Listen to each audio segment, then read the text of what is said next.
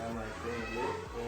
Mau bertanya kalau menurut Ibu pengertian MDS itu apa? Waalaikumsalam, itu pertanyaan yang sangat bagus, Pak.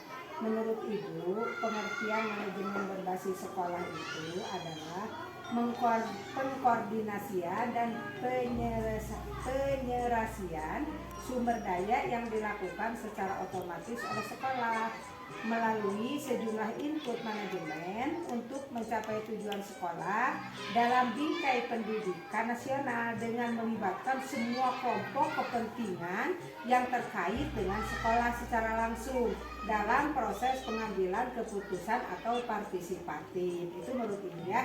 Jadi kita mengelola semuanya dengan bekerja sama dengan yang lainnya juga, gitu ya. Kalau implementasinya itu dari manajemen berbasis sekolah itu apa? Implementasinya yaitu sekolah memberikan kekuasaan yang luas terhadap tingkat sekolah secara langsung.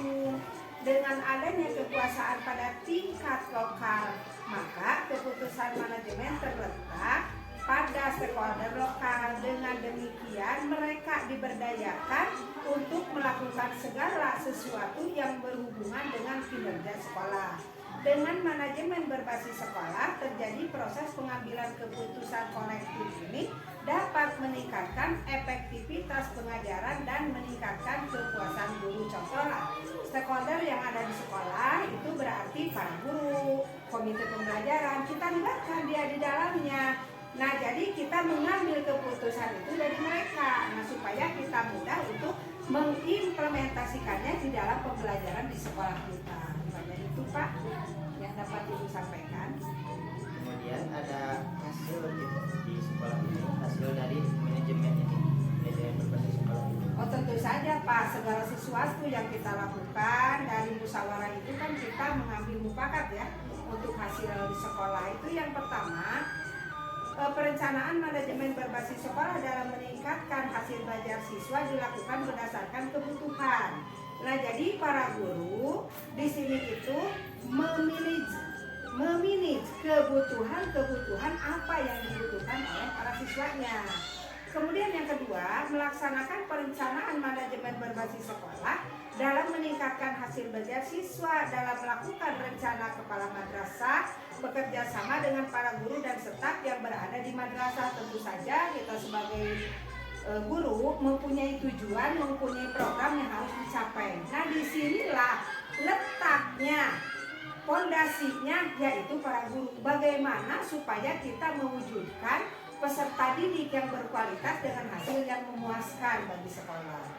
Kemudian yang ketiga juga ada faktor pendukung manajemen berbasis sekolah dalam meningkatkan hasil belajar siswa. Faktor-faktornya diantaranya yaitu sarana-prasarana yang harus kita lengkapi, kemudian juga kemampuan gurunya yang harus kita apresiasi bagaimana caranya supaya anak tetap belajar sesuai dengan bakat, minat, dan potensi. Jadi guru itu hanya memotivasi sehingga nanti anak itu akan belajar, merasa senang, merasa gembira dengan di bawah bimbingan Bapak dan Ibu guru. Karena sekarang itu kan kita menerapkan pelajaran yang berdiferensiasi, yang berwarna-warni lah di kelas itu. Walaupun hanya satu kelas, tapi kita berbagai kebutuhan anak kita lengkapi. Contoh, anak yang sedang menggambar kita fasilitasi, anak yang sedang berolahraga kita berfasilitasi, anak yang sedang menyanyi kita juga memfasilitasi. Jadi bukan hanya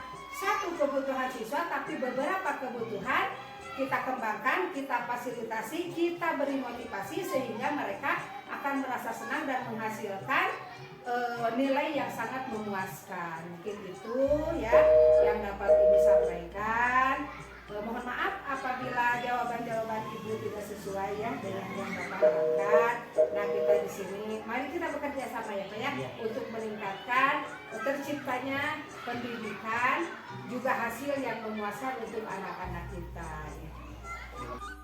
Menurut saya pemahaman tentang manajemen berbasis sekolah itu yaitu proses mengelola sumber daya manusia secara efektif untuk mencapai tujuan yang memberikan otonomi daerah atau otonomi besar dari lingkungannya itu sendiri, dan juga harus mempunyai komponen-komponen yang bekerja sama dari kepala sekolah, guru, atau warga-warga yang ada di sekolah. Implementasi manajemen berbasis sekolah itu pada hakikatnya adalah pemberian otonomi yang lebih luas kepada sekolah dengan tujuan akhirnya meningkatkan mutu hasil penyelenggaraan pendidikan sehingga menghasilkan otoritas yang sebenarnya yang meliputi manajerial itu sendiri, yaitu manajerial dari kepala sekolah dan dukungan-dukungan yang ada di warga sekolah itu. Adapun keberhasilan dari MBS itu yang pertama itu adalah siswa yang mendapat pelayanan pendidikan itu semakin meningkat, dan juga semakin terciptanya kegiatan belajar yang menyenangkan buat siswa itu sendiri. Dan juga MBS itu dianggap berhasil apabila kualitas pelayanannya itu meningkat dari yang dulu ke yang sekarang itu menjadi lebih bagus.